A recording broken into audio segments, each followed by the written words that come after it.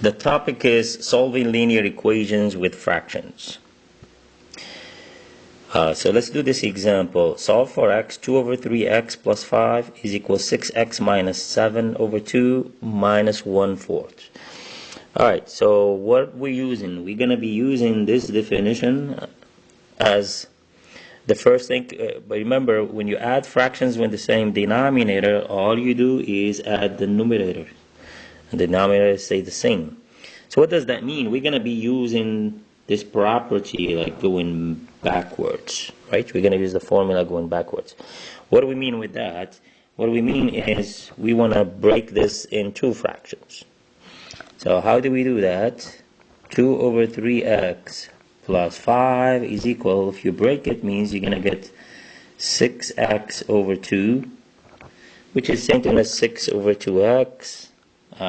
Look at this formula. They are the same. How do you know they are the same? A over b times x. X is the same thing as x over 1. Multiply a by x. Multiply b by 1. So it's the same thing. So instead of writing 6x over 2, we can write 6 over 2x. Minus 7 over 2 minus 1 over 4. So remember, we use this formula to break a fraction into two fractions. So we broke this fraction into these two. Alright, so what's the next step? Next step is right here. Multiply both sides of equation by the least common denominator to get rid of fractions. So what's the least common denominator of 3, 2, 2, and 4? It's 12. So least common denominator is equal to 12.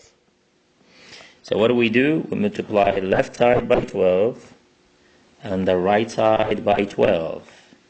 And somehow the fraction is supposed to disappear. If they don't disappear, that means the least common denominator, you made a mistake in the least common denominator. Alright, so how do I multiply 12 times 2 over 3? Is 12 times 2 over 3, I usually do it like 12 times 2 is 24, divided by 3, which is 8. Or you can just say 12 times 2, 24, 1 times 3 is 3, which is still 8. So 12 times 2, 24, divided by 3 is 8. 12 times 5 is what? 50 plus 10, 60.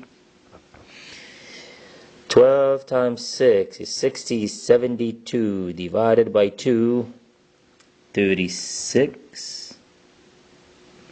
12 divided by 2, 6 times 6, yes, 36.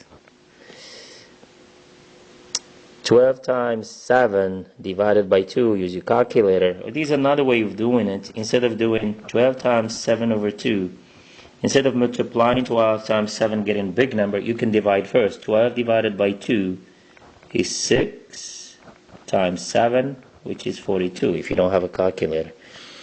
So that would be 42 minus 12 times 1 is 12, divided by 4 is 3. And like I said, the denominator fractions disappear. Now, what's the next step? Next step, I need to add these two numbers or subtract them. So 8x plus 60 is equal 36x minus 42 minus 3 is minus 45. Now again, I'm going to put all the x's on one side and all the numbers on the other side. Every time I move something from right to left or left to right, I change the sign. So 8x is still in the same side of the equation. Don't do anything to it. Plus 36, I'm moving it. It becomes minus 36x. Negative 45 is still on the same side. Nothing happened to it. Plus 60, I'm moving it to the other side. It becomes minus 60.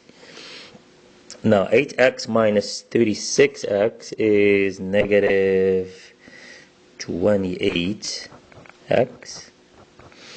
Negative 45 minus 60 will be negative 105. Now we divide by negative 28 to get the x. Negative 1/5 over negative 28. Multiply or divide by negative 1. You get 1/5 over 28. So we can reduce this, divide 105 by 7, we'll get 15.